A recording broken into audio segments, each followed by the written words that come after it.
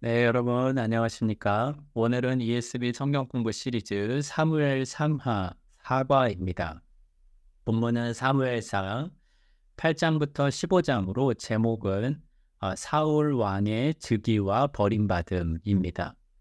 오늘도 문제를 푸는 방식으로 진행을 하겠습니다. 오늘은 문제가 매우 많은 편인데요. 답을 핵심적인 내용만 찾는 방식으로 그렇게 진행을 하겠습니다. 1번 문제입니다. 이스라엘 장로들이 이스라엘의 미래 지도자에 대해 우려하는 이유가 합당한가? 이들은 어떤 방식으로 자신들의 걱정을 더 잘 다룰 수 있었을까? 그리고 이 질문은 왕이 세워지는 과정 속에서 이 왕을 세우길 요구했던 장로들의 태도에 대한 질문입니다. 먼저 사무엘상 8장을 보면 이스라엘 장로들이 모여서 사무엘에게 문제를 제기합니다. 사사이자 선지자인 사무엘이 늙었는데 그 아버지를 이어서 사사가 될 그의 아들들이 문제가 있다는 것입니다. 아버지처럼 여호와의 길을 따르지도 않고 있습니다. 도리어 그들은 뇌물을 받고 판결을 굽게 하는 불의한 자들이었습니다. 그래서 이스라엘 장로들은 미래 지도자에 대해서 우려를 했던 것입니다. 그런데 이런 우려는 좋은 것이지만 장로들의 문제는 그들이 이 상황에서 어떻게 대처했느냐라는 것입니다. 장로들은 하나님께 나아가 사무엘을 통해 하나님의 뜻을 묻지 않았습니다. 대신 하나님께 들으려 하기보다는 우리에게 왕을 세워 다른 나라들처럼 하게 하라라고 요구를 한 것입니다. 여러분, 이것은 7장에서 우리가 지난 시간 살펴본 모습과 매우 대조됩니다. 이스라엘은 블레셋의 위험 앞에서 사무엘에게 나아가서 쉬지 말고 하나님께 부르짖어 달라고 간청을 했습니다. 그리고 하나님은 블레셋을 물리치시고 승리를 주셨습니다. 하지만 지금 지도자들은 신앙의 방식을 따라서 해결했던 이전의 그런 방식을 버리고 다시 또 갑자기 세상의 방식을 따르고 있는 것입니다. 다음에는 2번부터 4번 문제를 함께 살펴볼 텐데요. 문제는 2번만 보도록 하겠습니다. 이, 이, 이 질문에 답을 하면서 2번부터 4번의 질문에 대한 답변들도 같이 답을 하도록 하겠습니다. 사무엘상 8장을 염두에 두고 신명기 17장 14절부터 20절을 읽으라. 이스라엘이 왕을 요구하는 것이 왜 잘못인가? 두 본문 사이의 차이점은 무엇인가? 여러분, 이 질문은 백성들이 요구하는 왕의 모습과 또 신명기에서 율법이 말하는 왕의 모습에 대해서 한번 비교해 보라라는 질문입니다. 먼저 이스라엘이 왕을 요구한 사건이 사무엘상 8장과 그리고 신명기 17장에 기록된 왕정제도 율법을 비교해 보겠습니다. 먼저 기준이 되는 율법의 내용을 보면 신명기 17장 14절부터 20절을 보면 하나님께서는 장차 이스라엘의 왕이 세워질 것을 미리 전제하시고 율법을 주신 부분이 나옵니다. 17장 14절에 보면 내가 내 하나님 여호와께서 주시는 땅에 이르러 모든 민족들 같이 우리 위에 왕을 세워야겠다는 생각이 나거든이라고 말씀하십니다. 그런데 그 왕은 17장 16절부터 17절에 보면 반드시 하나님이 택하신 자여야 하고 군사를 위한 말을 많이 두지 말며 아내를 많이 두지 말며 은금을 크게 쌓지 말아야 한다라고 말합니다. 무엇보다 율법책을 등사하여 평생 곁에 두고 읽으며 여호와를 경외하고 교만하지 않으며 형제들 위에 스스로 높아서는 안 된다라고 18절부터 20절에도 말씀합니다. 이 부분이 알려주는 것은 왕정제도 자체는 죄가 아니며 하나님 안에서 순종하는 왕이 세워진다면 정당하게 왕이 세워질 수 있다는 것입니다. 그런데 여러분, 사무엘상 8장에서 장로들이 요구한 왕은 이 신명기에 기록된 것과 달랐습니다. 장로들은 사무엘에게 모든 나라같이 우리에게 왕을 세워 우리를 다스리게 하소서라고 요청을 했는데요. 여기에는 몇 가지 심각한 문제가 있습니다. 첫 번째로 그것은 하나님을 거부하는 불신앙적인 행위라는 것입니다.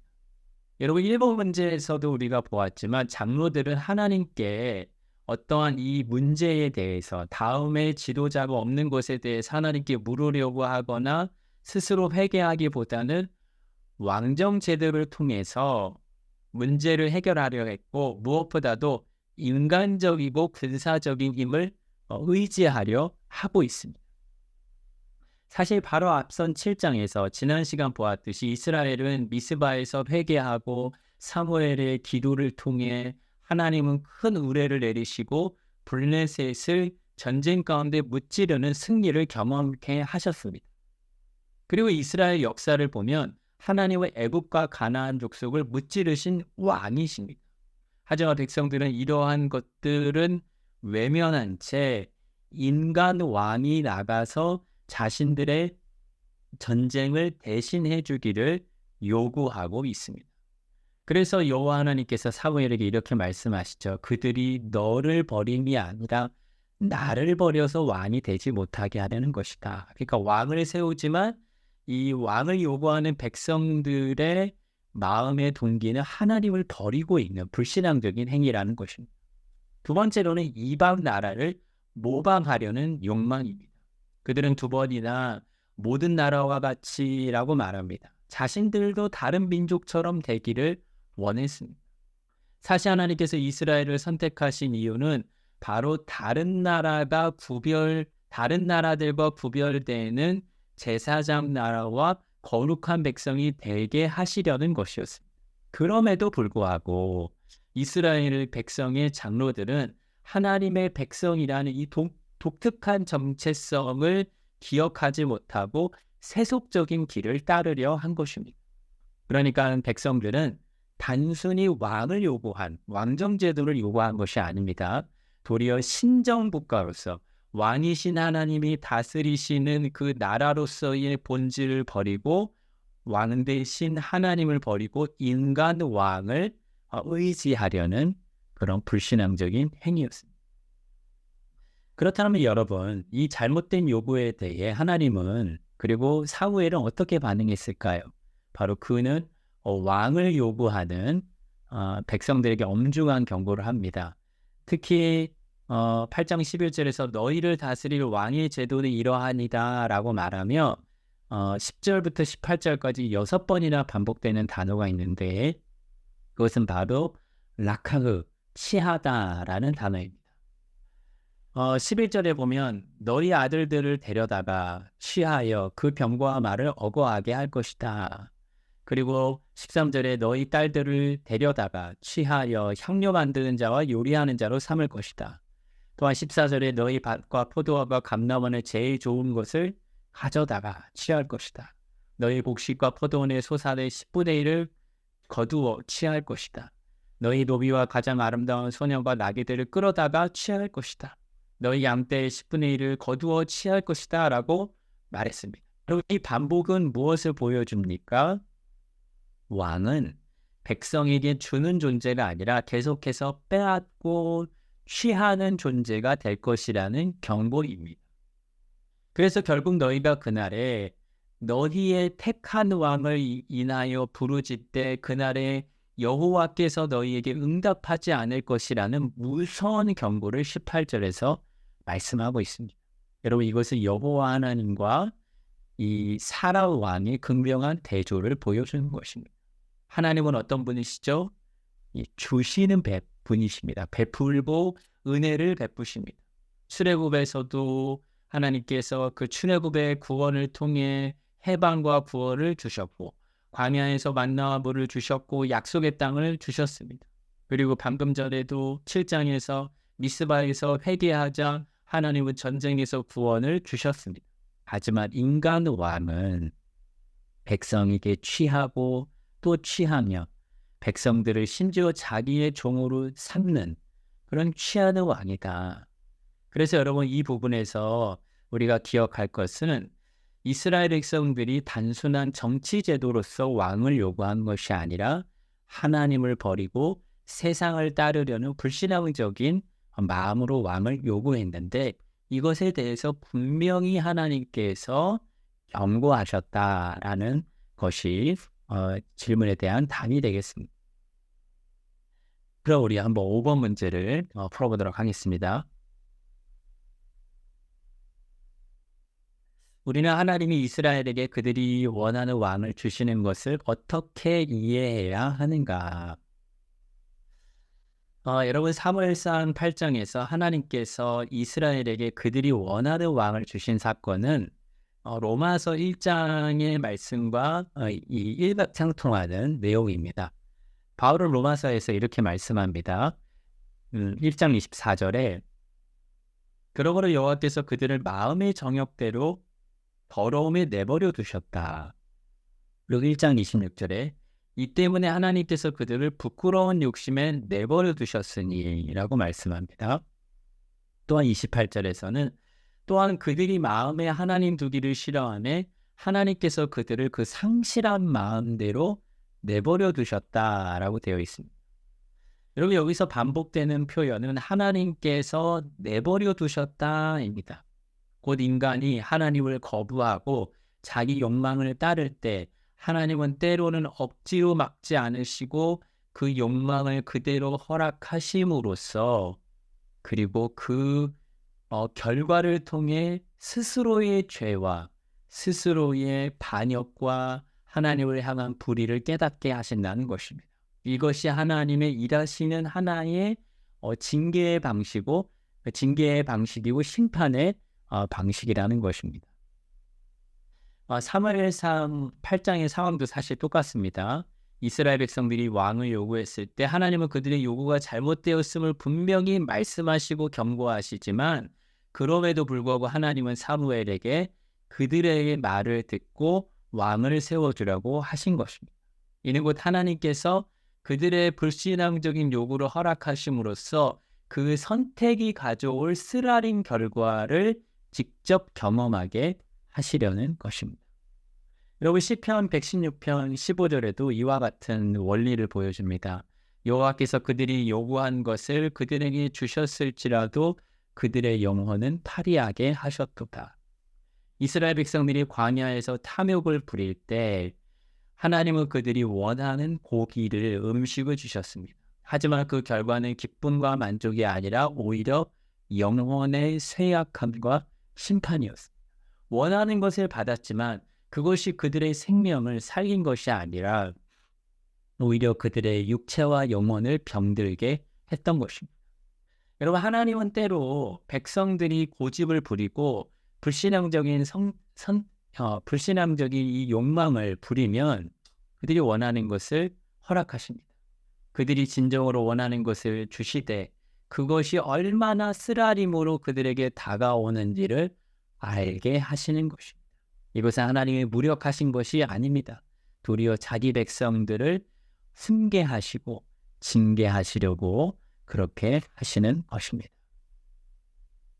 그러면 9장부터 12장의 1번 문제를 함께 풀어보도록 하겠습니다. 9장부터 10장은 사울이 기름 부음을 받고 왕으로 세워지기까지의 길고 굴곡진 과정을 설명한다. 곳곳에 혼란스러운 세부 사항이 나오지만 핵심 내용은 하나님이 조정하신다는 것이다. 9장 15절부터 10장 16절을 다시 읽으면서 하나님이 절대 주권을 가지고 주관하신다는 이 명시적으로 언급하는 부분들에 주목해보라. 여러분 사무엘상 이 9장 15절부터 10장 중반까지의 말씀을 보면 사울이 왕으로 세워지는 과정이 나오고요. 이 부분을 통해서 우리는 무엇을 알 수 있냐면 하나님의 주권적인 계획과 하나님의 이끄심이 있다는 것을 분명히 알 수 있습니다. 먼저 첫 번째로는 하나님께서는 이 사무엘을 만나게 하시는데 그래서 사무엘을 통해서 사울을 이렇게 하나님이 택한 사람이라는 것을 알려주시게 됩니다. 그런데 하나님은 사울 왕이 사무엘에게 오기 하루 전에 사무엘에게 이렇게 말씀을 하셨습니다. 9장 16절 보면 내일 이맘때에 내가 베냐민 땅에서 한 사람을 내게 보내리니 너는 그에게 기름을 부어 내 백성 이스라엘의 지도자로 삼으라. 여러분 이 말씀은 사무엘과 사울의 만남 그리고 사울을 선택하신 것이 단순히 우연이 아니라 하나님의 계획이고 하나님의 주권적인 선택임을 보여줍니다. 이어서 사무엘이 사울을 보았을 때 보라, 이는 내가 내게 말한 사람이니 이가 내 백성을 다스리리라 라고 분명히 말씀을 해주시는 것도 볼 수 있습니다. 두 번째로는 사울이 사무엘을 만나게 된 배경도 중요합니다. 사울은 잃어버린 아버지의 나귀를 찾다가 그 길 가운데에 사무엘에게 이르게 되었습니다. 하지만 이 모든 과정이 하나님의 섭리였다는 것입니다. 사실 사울은 당시에 왕이 될 것, 지도자가 될 것은 준비도 안 돼 있었고 될 뜻도 없었지만 하나님께서는 평범한 사건들을 통해서 자신의 계획을 이루어 가고 계셨다는 것을 볼 수 있습니다. 세 번째로 사무엘은 사울에게 기름을 붓고 여러 가지 놀라운 일들이 벌어지게 됩니다. 10장 1절에 보면 여호와께서 내게 기름을 부으사 그의 기업의 지도자로 삼지 아니하셨느냐라고 선포합니다. 이어서 하나님은 사울에게 어떻게 하시죠? 10장 9절에 보면 사울이 새 마음을 가지게 되고 또한 이 왕으로서 일을 할 수 있도록 하나님의 영이 사울에게 크게 임하게 됩니다. 여러분 이 사건은 무엇을 보여줄까요? 사울이 이 왕으로서 이 가져야 할 여러 가지 지도력과 능력이 어떤 인간적인 자질로 비롯된 것이 아니라 철저히 하나님의 영에 의한 임재와 선택에 의해서 된 것이다. 따라서 이 본문은 사울이 왕이 된 것이 어떤 인간적인 뜻이나 인간적인 노력에 의한 것이 아니라는 것을 보여주고 하나님의 절대적인 주권과 섭리에 의한 인도였다라는 것을 보여주고 있습니다. 그럼 이번 문제 보겠습니다. 사울에 대한 첫 소개는 그의 외모를 강조한다. 사울은 이스라엘에서 가장 준수하고 키가 가장 큰 사람이다. 심지어 사무엘도 사울의 외모가 인상적이라고 생각한다. 그런데 왜 사울의 외모가 강조되었을까? 8장과 한나의 기도에 비추어 보면 사울의 키에 대한 강조를 어떻게 이해할 수 있는가? 여러분 이 문제는 사울의 외모에 대한 묘사가 가지는 의미 그리고 그뿐만 아니라 한나의 기도가 이런 사울의 외모와 어떻게 연관성을 갖고 있는지 묻는 것입니다. 먼저 사울의 외모가 기록된 부분을 보면요. 9장 2절에 이스라엘 자손 중에 그보다 더 준수한 자가 없고 키는 모든 백성보다 어깨 위만큼 더 컸더라 라고 되어 있습니다. 또한 사무엘도 그를 백성 앞에 세웠을 때 너희는 여호와께서 택하신 자를 보느냐? 모든 백성 중에 짝할 리가 없다라고 했습니다. 여러분 사울에 대해서 겉모습만 본다면 이스라엘 백성들이 원하던 왕의 이상형에 꼭 맞아떨어집니다. 백성들이 요구했던 왕의 모습은 전투에 앞장설 수 있는 힘있고 큰 인물이 필요했는데 사울의 외모가 그랬던 것입니다. 하지만 이러한 외모는 하나님의 선택의 기준과는 전혀 다른 것이었습니다. 훗날 다윗을 세우실 때 하나님은 사람은 외모를 보거니와 나 여호와는 중심을 본다라고 말씀하셨습니다. 그러니까 여러분 이 사울의 외모의 강조는 무엇을 보여주냐면 이스라엘이 하나님을 의지하지 않고 세상의 기준으로 왕을 요구했는데 그 요구대로 주어진 인간적인 왕이다라는 것입니다. 물론 하나님이 세우신 왕이죠. 하지만 백성들이 요구한 왕이 백성들이 요구한 대로 주어지지만 그것이 하나님의 마음에 부합한 하나님이 기뻐하시는 그 기준에 따르는 왕이 아니었음을 보여주는 것입니다. 특별히 이 사울의 이 외모는 한나의 기도를 떠올리게 합니다. 한나는 사무엘상 2장 3절부터 4절에 심히 교만한 말을 하지 말 것이며 여호와는 지식의 하나님이시다. 행동을 달아보시느니라. 용사의 활은 꺾이고 넘어진 자는 힘으로 띠를 띠도다라고 노래합니다. 여러분, 이 부분은 이 하나님은 교만하고 강해 보이는 자를 낮추신다라는 것입니다. 그래서 이 키 크고 준수한 사울의 모습은 단지 백성의 기대를 충족시킬 뿐이지, 사실 한나의 기도를 통해서 보면은 역전이 벌어지게 될 것입니다. 그래서 백성은 눈에 보이는 힘을 신뢰했지만 하나님은 그 힘을 꺾으시고 하나님은 그것을 무너뜨리시게 될 것을 보여주는 것입니다. 정리하면 사울의 외모에 대한 강조는 두 가지 메시지를 줍니다. 첫 번째는 백성이 열방과 같은 세상 나라들과 같은 왕을 요구한 잘못을 보여줍니다. 그 외모가 아름다움이 역설적으로 잘못된 왕을 요구했다는 것을 보여주고, 두 번째로 한나의 기도대로 사울 왕이 그가 결국에는 몰락하게 될 것, 그가 결국에는 무너지게 될 것, 그리고 외모가 아닌 중심이 하나님께 부합해서 세워질 다윗 왕이 세워지게 될 것도 사울의 외모가 예고편처럼 보여주는 것입니다. 3번 문제 함께 풀겠습니다. 사울이 숙부에게 자신의 기름 부음에 대해 말하지 않는 것, 그가 왕으로 공포되기 전에 진 보따리들 사이에 숨는 행동은 특이하다. 이런 작은 세부 사항들은 사울에 대해 무엇을 암시하는가? 여러분, 사울은 사무엘에게 기름 부음을 받았지만 집에 돌아와서 자신의 숙부에게 기름 부음 받은 사실을 말하지 않습니다. 그리고 사울이 왕으로 제비 뽑히고 나서 공적으로 공포되기 전에 진 보따리들 사이에 숨은 행동이 이렇게 기록이 되어 있습니다. 여러분, 이 두 가지 행동은 사울의 초기 성품을 잘 보여줍니다. 바로 사울이 하나님께서 자신을 세우신 사실을 성급히 드러내지 않고 이 신중한 모습을 보여줍니다.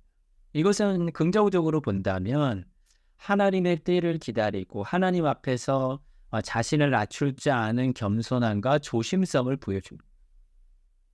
그런데 여러분, 이런 모습을 부정적으로 본다면 사울은 왕으로 뽑혔음에도 불구하고 숨었다는 것은 단순히 겸손함을 넘어서 어떤 왕으로서의 책임에 대한 두려움과 주저하는 모습을 보여줍니다. 그래서 여러분, 사울의 행동은 다소 이중적입니다. 왕으로서 이 외모는 갖췄지만 그가 준비되지 못한 뭔가 두려움과 불안에 있는 모습이죠. 이건 이중적인 이 외모의 모습과 그의 성품을 대비시키는데, 여러분, 이러한 이중적인 모습은 이제 그가 사울이 왕이 되고 나서 왕으로서 하나님께 순종하면서 그의 왕의 일을 감당해야 하는데, 나중에는 점차 시간이 흘러서 그의 이러한 두려움들, 그가 하나님의 말씀에 순종하기를 주저하는 모습들이 결국에는 문제로서 부각될 것을 예고편과 복선처럼 보여주는 것입니다. 심지어 나중에 사울은 어떻게 되죠? 귀신에 들리게 되고 더 불안해지고 더 두려워하는 자가 됩니다. 하나님의 뜻을 온전히 따르지 못하는 모습을 가지게 됩니다. 그러니까 매우 이 모습이 겸손한 모습만이 아니라 이 책임을 다하지 못하고 이 두려워하고 불안정한 모습이 부정적인 예고편이다라고 우리가 생각을 해야겠습니다. 다음 4번 문제입니다. 11장은 의외로 낙관적이다. 그렇다면 8장 10절부터 18절에서 사무엘이 경고했던 바는 더 이상 고려할 가치가 없는 것인가? 9장 16절과 11장의 근거에 하나님이 자기 백성을 징계하시는 가운데서도 그들에게 자비를 베풀어 주시는 것을 당신은 어떻게 생각하는가? 여러분, 이스라엘 백성들이 왕을 요구한 것은 하나님을 버리는 큰 죄악이었다고 우리가 보았습니다. 그래서 하나님은 8장에서 왕을 요구했던 백성들에게 경고를 하셨었죠. 하지만 이 9장의 내용에 가보면 하나님이 징계를 내리시기보다는 오히려 자비를 베푸시는 부분이 나오는데, 이것을 우리가 어떻게 보아야 하느냐? 매우 긍정적인 이야기들이 먼저 나오는데 이것을 어떻게 보아야 하는 것이죠? 첫째로 9장 16절에서 하나님은 사무엘에게 사울을 왕으로 세울 것을 말씀하시면서 이렇게 말씀하십니다. 내 백성의 부르짖음이 내게 상달하였으므로 내가 그들을 돌보았노라. 이것은 하나님은 불순종 가운데 있는 이스라엘을 여전히 돌보고 계시며 긍휼히 여기십니다.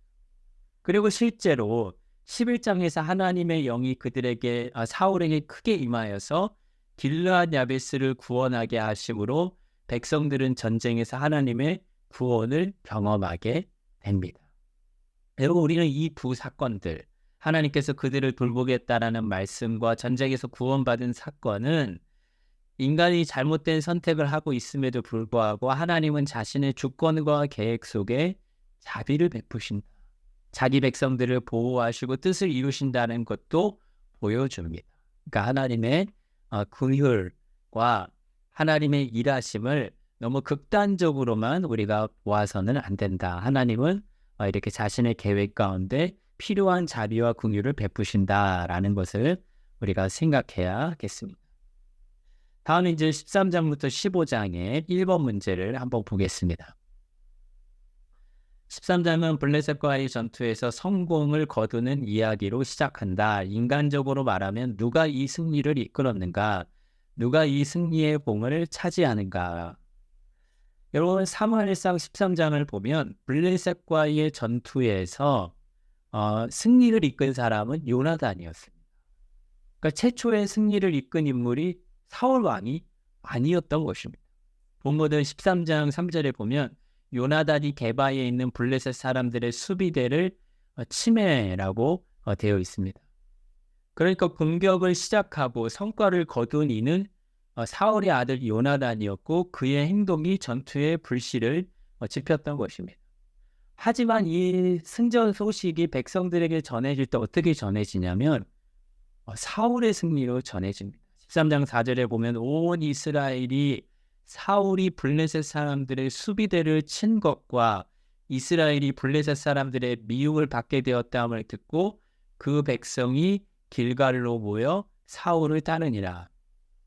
이것은 무엇을 보여주냐면 결국 요나단이 전투의 성과를 이루어냈지만 그의 아버지 사울의 정치적인 공으로 정치적인 업적으로 돌려지게 된 이 다소 이해할 수 없는 정치적인 이 내용이 기록되어 있습니다. 이 부분은 우리가 조금 더 2번, 3번 문제와 함께 연결되기 때문에 2번, 3번 문제 함께 풀 텐데요. 문제는 2번만 있겠습니다. 13장, 14장 전반에 걸쳐 사울과 그의 아들 요나단이 계속 대조된다. 어떤 대조가 눈에 띄는가? 아까도 대조됐었죠. 요나단은 전투의 성공을 일으켰는데 오히려 사울은 비겁하게 자신의 치적을로 이렇게 사람들에게 알렸습니다. 그런데 이러한 대조되는 모습이 계속 13장, 14장에 등장한다는 것입니다. 무엇보다 전쟁의 주도권에서 두 사람은 크게 다르게 행동하는데요. 먼저 요나단은 13장 3절에서 아까 보았듯이 블레셋 수비대를 친 장본인이었습니다. 그런데 14장에서도 요나단은 자기의 무기를 든 소년과 함께 단둘이서 블레셋 진영을 습격하며 큰 승리를 이룹니다. 그는 여호와의 구원은 사람의 많고 적음에 달리지 아니했다라고 고백하는 것처럼 하나님을 의지하는 담대한 믿음을 가진 용사였습니다. 반면에 사울은 두려움 속에서 사무엘이 오기 전에 번제를 스스로 드려 하나님의 책망을 받는 모습이 13장에 기록되어 있습니다. 그리고 사울은 어리석은 맹세를 해서 백성들에게 전투 중에 불필요한 금식을 하게 되고 그래서 전투의 기세를 꺾어버리게 됩니다. 그런데 이 맹세를 알지 못했던 요나단은 이 음식을 먹고 그래서 죽음의 위기까지 빠뜨리는 이야기가 나옵니다. 그러니까 이 전투에 임하는 사울의 모습과 이 요나단의 모습이 매우 대조되는 것이죠. 그래서 13장, 14장은 사울은 두려워하고 왕으로서의 임무를 다하지 못하고 하나님께 불순종하지만 요나단은 하나님을 의지하는 믿음과 용기로 전투에서 쓰임받는 모습을 보여줍니다. 그래서 이러한 대조가 결국 보여주고자 하는 것은 무엇이냐면 사울은 왕으로서 적합하지 않다라는 것을 전쟁에 있어서도 적합하지 않다라는 것입니다. 그러면 그 다음에 이제 4번 문제와 5번 문제를 함께 풀 텐데요. 문제는 우리가 5번만 읽겠습니다. 우리는 사무엘의 비판에 대한 사울의 반응을 어떻게 이해해야 하는가? 15장 24절부터 30절에서의 사울의 고백을 진정한 회개라고 보는가? 본문의 맥락에서 그 진정성에 대한 암시를 찾을 수 있는가? 여러분 이제 이 사무엘상 13장 14장에서는 사울이 왕으로서 적합하지 않다라는 것을 보여주었고 이제 15장은 클라이막스입니다. 왜냐하면 우리가 잘 아는 이야기인데 사울은 아말렉을 진멸하라는 하나님의 명령을 어기게 됩니다. 그래서 아말렉 왕 아각을 살려두며 좋은 가축들도 남겨두었습니다. 그런데 사무엘이 이제 사울에게 이러한 불순종을 책망을 하게 되는데요. 그런데 이 사울의 반응이 참된 회개와는 거리가 멀었습니다. 그는 이렇게 말하죠. 15장 20절부터 21절에 보면 사울이 사무엘에게 이르되 나는 실로 여호와의 목소리를 청종하여 여호와께서 보내신 길로 가서 아말렉 왕 아각을 끌어왔고 아말렉 사람들을 진멸하였으나 다만 백성이 그 마땅히 멸할 것 중에서 가장 좋은 것으로 길갈에서 당신의 하나님 여호와께 제사하려고 왕과 소를 끌어왔나이다 라고 말했습니다. 여러분 지금 사울은 어떻게 말하고 있죠? 자신은 명령을 잘 지킨 것처럼 포장해서 말합니다. 그리고 자신이 불순종한 그 책임을 백성에게 전가하고 있습니다. 그리고 이 종교적인 명분도 내세워서 이 불순종을 합리화하는 모습도 보여주고 있습니다. 내가 제사를 드리려고 했다라고 이렇게 어떠한 내가 하나님을 섬기려고 그렇게 한 것이다 라고 말하는 것이죠. 이어지는 모습도 그렇습니다. 24절 보면 내가 범죄하였나이다. 내가 여호와의 명령과 당신의 말씀을 어긴 것은 내가 백성을 두려워하여 그들의 말을 청종했다. 여전히 내가 죄를 범했다라고 말하지만 이중적이죠. 백성이 두려웠다. 백성에게 계속 탓을 돌리고 백성에게 책임을 전가하는 것입니다. 그리고 25절에도 청하건대 이제 내 죄를 사하고 나와 함께 돌아가서 내가 여호와께 경배하게 하소서. 그러니까 자기가 하나님 앞에 죄를 지어서 하나님과의 관계를 회복해야 하는데 그런 거에 집중하기보다는 백성들 앞에서 자기의 체면을 생각하고 있습니다. 30절에서도 내 백성의 장로들과 함께 이스라엘 앞에서 나를 높이사 나와 함께 돌아가서 내가 당신의 하나님 여호와께 경배하게 하소서. 하나님께 경배한다고 하지만 사실은 자기의 명예를 우선시하고 있습니다. 따라서 사울의 고백은 진정한 회개가 아닙니다. 자기 합리화, 책임전과 체면 유지를 하고 있는 것입니다. 그러나 하나님께 철저히 순종하기보다는 사람의 눈치를 보고 자기 명예와 자기 자신을 더 중시했습니다.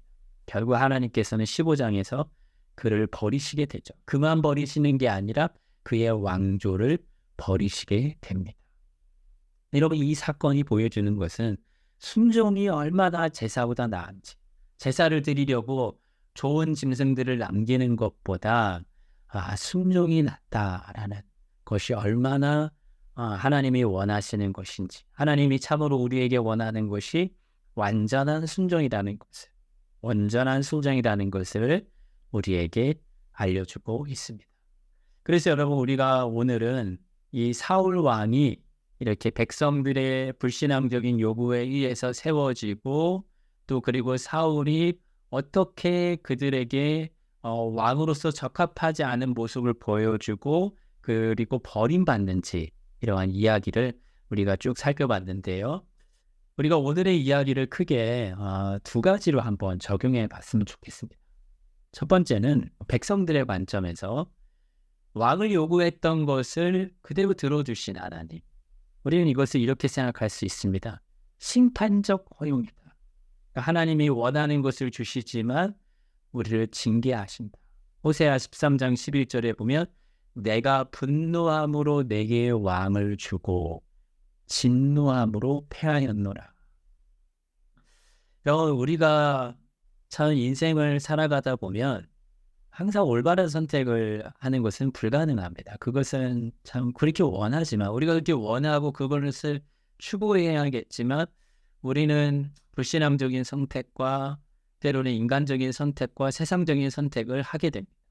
그리고 그런 선택에 대해서 하나님은 때로는 우리의 요구를 있는 그대로 허락하시고 내가 원하는 것을 가지고 그리고 그것을 가졌을 때 그것이 도리어 나에게 채찍이 되고 매가 되고 징계가 되게 하십니다.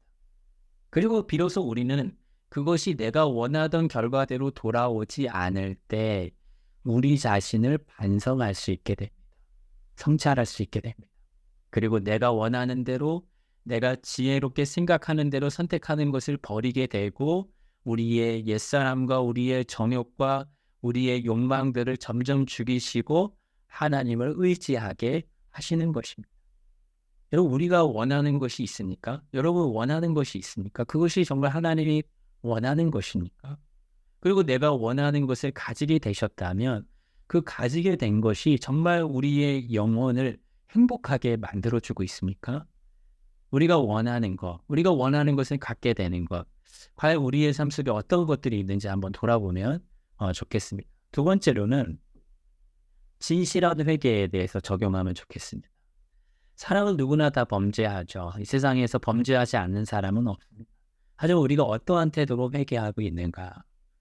사울 왕은 죄를 지은 이후에 참 진실한 회개를 한 적이 없습니다. 너무나도 안타깝습니다. 정말 사무엘이 오기 전에 제사를 드렸을 때에도 아말렉을 진멸하지 않았을 때에도 핑계대고 그리고 책임 전가하고 자기의 명예와 위신만 생각하려고 했던 것을 보게 됩니다.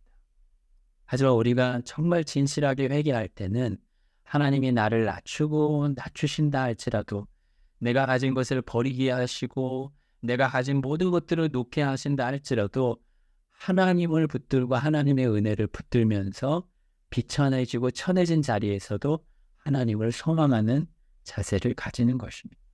그렇게 해서 진실한 회개란 하나님을 다시 찾는 것입니다. 가난한 마음으로 하나님을 다시 만나는 것입니다. 우리가 오늘 말씀을 통해 진실한 회개의 우리의 모습들이 우리에게 있는지 돌아보는 시간이 되었으면 좋겠습니다. 그럼 제가 마지막으로 기도하겠습니다. 사랑이 많으신 하나님, 백성들이 왕을 요구하고 또 그 왕이 버림받는 과정을 통해 참으로 하나님께서 사람을 어떻게 다루시는지 우리가 보게 하시니 감사합니다. 우리 인생들이 참 어리석은 욕망과 우리의 소원을 따라 살아갈 때가 있습니다. 하나님 우리에게 깨달음을 허락하여 주시고 또 우리의 삶 속에 넘어질 때마다 진실한 회개로 하나님께로 돌이켜서 하나님께서 우리를 새로운 사람으로 빚어가시는 일이 우리에게 이루어질 수 있도록 인도하여 주옵소서.